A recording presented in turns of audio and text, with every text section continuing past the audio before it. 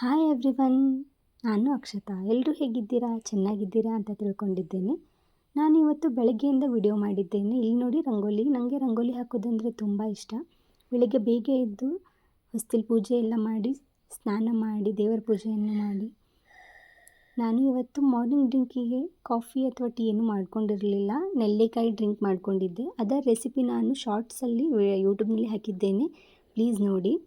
ಹಾಗೂ ಈ ವಿಡಿಯೋದಲ್ಲಿ ನಾನು ಇವತ್ತು ಒಂದು ರೆಸಿಪಿ ಹೇಳ್ತಾ ಇದ್ದೇನೆ, ಅದು ವೆಜ್ ಫ್ರೈಡ್ ರೈಸ್. ಸೊ ತುಂಬ ಚೆನ್ನಾಗಿ ಬಂದಿದೆ. ಒಂದು ಸತಿ ನೀವು ಟ್ರೈ ಮಾಡಿ ನೋಡಿ. ವಿಡಿಯೋನ ಫುಲ್ ನೋಡಿ, ಸ್ಕಿಪ್ ಮಾಡದೇ ಇರೋ ಹಾಗೆ ಎಂಡ್ ಥರ ನೋಡಿ, ಅಂದರೆ ನಿಮಗೆ ಯಾವ ಥರ ಮಾಡಬೇಕು ಅಂತ ಗೊತ್ತಾಗುತ್ತೆ. ಇಲ್ಲಿ ನೋಡಿ, ಫ್ರೈಡ್ ರೈಸ್ ಮಾಡಲು ಮೊದಲಿಗೆ ನಾನು ಪಾತ್ರೆಯಲ್ಲಿ 2 ಕಪ್ ರೈಸ್ ಇಟ್ಕೊಂಡಿದ್ದೇನೆ, ಅಂದರೆ ಅಕ್ಕಿ ಇಟ್ಕೊಂಡಿದ್ದೇನೆ. ಅದಕ್ಕೆ ಉಪ್ಪು ಹಾಕಿ ನೀರು ಹಾಕಿ ಕುದಿಲಿಕ್ಕೆ ಇಡ್ತೀನಿ. ಇದು ಅನ್ನ ಹೇಗಾಗಬೇಕಂದ್ರೆ ಉದುರು ಆಗಬೇಕು, ಫುಲ್ ಮೆತ್ತಗೆ ಆಗಬಾರ್ದು. ಅಂದರೆ ಸ್ವಲ್ಪ ನಾವು ರೈಸ್ ಉದುರಿರ್ತದಲ್ಲ, ಅವಾಗೇ ಸ್ವಲ್ಪ ಸ್ಪೂನಲ್ಲಿ ತೆಗೆದು ನೋಡಿ, ಇನ್ನೂ ನೀರಿತ್ತಂದರೆ ಬಸಿದು ಹಾಗೆ ಇಟ್ಕೊಳ್ಬೇಕು. ಹಾಗೆ ಫ್ರೈಡ್ ರೈಸ್ ಮಾಡಲು ಎಲ್ಲ ಥರ ವೆಜಿಟೇಬಲ್ಸ್ ಇದ್ದರೆ ಫ್ರೈಡ್ ರೈಸ್ ತುಂಬ ಚೆನ್ನಾಗಿ ಟೇಸ್ಟ್ ಬರುತ್ತದೆ. ಇಲ್ಲಿ ನಾನು ದಪ್ಪ ಮೆಣಸಿನಕಾಯಿ, ಈರುಳ್ಳಿ, ಟೊಮ್ಯಾಟೊ, ಬೀನ್ಸ್, ಗಜ್ರಿ, ಗೋಬಿ ಮತ್ತು ತಪ್ಪಲು ಉಳ್ಳಾಗಡ್ಡಿಯನ್ನು ತೆಗೆದುಕೊಂಡಿದ್ದೇನೆ.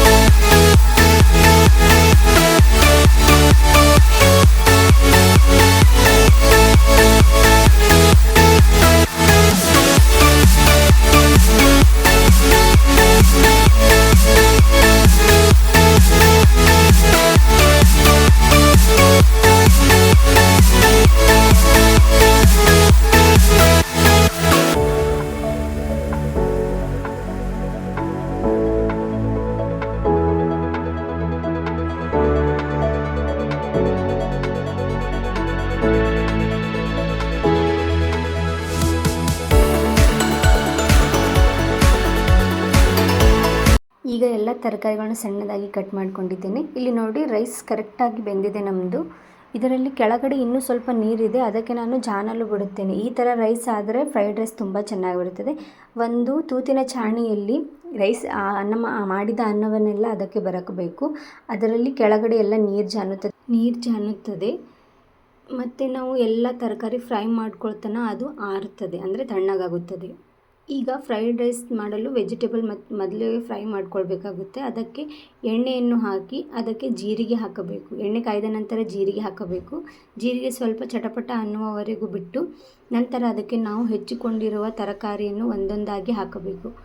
ಈಗ ನೋಡಿ, ಎಲ್ಲ ತರಕಾರಿಗಳನ್ನು ಮೊದಲಿಗೆ ನಾನು ಇಲ್ಲಿ ಮೆಣಸಿನಕಾಯಿ ಹಾಕಿದ್ದೇನೆ. ಮೆಣಸಿನಕಾಯಿ ನಂತರ ಯಾವುದು ದಪ್ಪ ಇರುತ್ತದೆ ಅಲ್ಲ, ಅಂದರೆ ಈರುಳ್ಳಿ ಮತ್ತು ಡಬ್ಬು ಮೆಣಸಿನ್ಕಾಯಿ, ಬೀನ್ಸು ದಪ್ಪ ಇರುತ್ತೆ ಅಲ್ಲ, ಇವು ಮೊದಲಿಗೆ ಹಾಕಬೇಕು.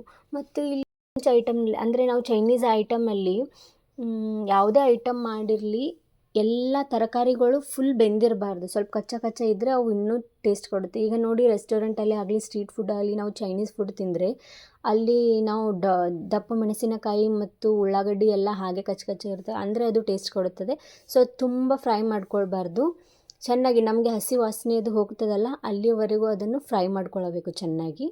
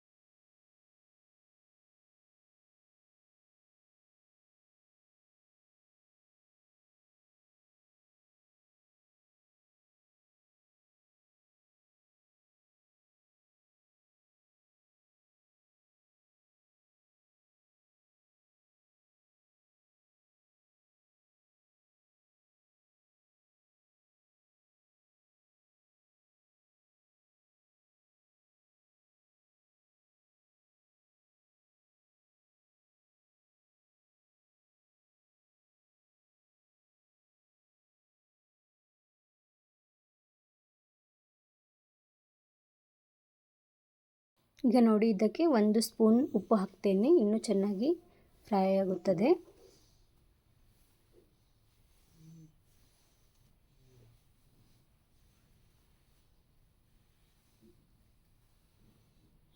ಮತ್ತು ಪೆಪ್ಪರ್ ಪೌಡರ್ ಅಂದರೆ ಕರಿಮೆಣಸಿನ ಪೌಡರ್.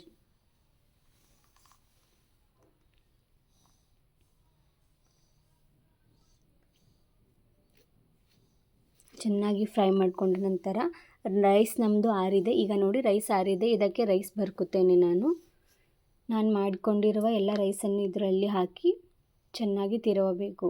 ರೈಸ್ ಹಾಕುವಾಗ ನಾವು ಏನು ಮಾಡಬೇಕಂದ್ರೆ ಇದಕ್ಕೆ ಸೋಯಾ ಸಾಸ್, ಅಲ್ಲ ಬೆಳ್ಳುಳ್ಳಿ ಪೇಸ್ಟ್ ಅಂದರೆ ಶುಂಠಿ ಬೆಳ್ಳುಳ್ಳಿ ಪೇಸ್ಟ್, ಇರಲಿಲ್ಲ ಅಂದರೆ ಸ್ವಲ್ಪ ವಿನೆಗರ್ ಇದ್ದರೆ ಅದನ್ನು ಆಪ್ಷನ್, ಹಾಕಿದರೂ ನಡೀತೆ ಹಾಕಿಲ್ಲ ಅಂದರೂ ನಡೀತದೆ.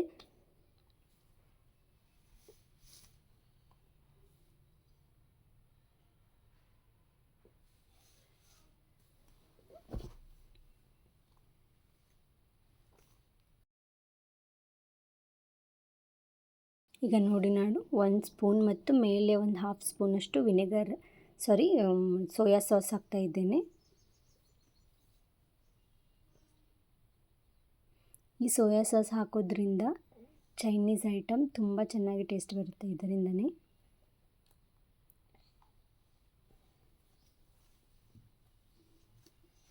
ಚೆನ್ನಾಗಿ ಕಲಿಸ್ಕೊಳ್ಳಬೇಕು.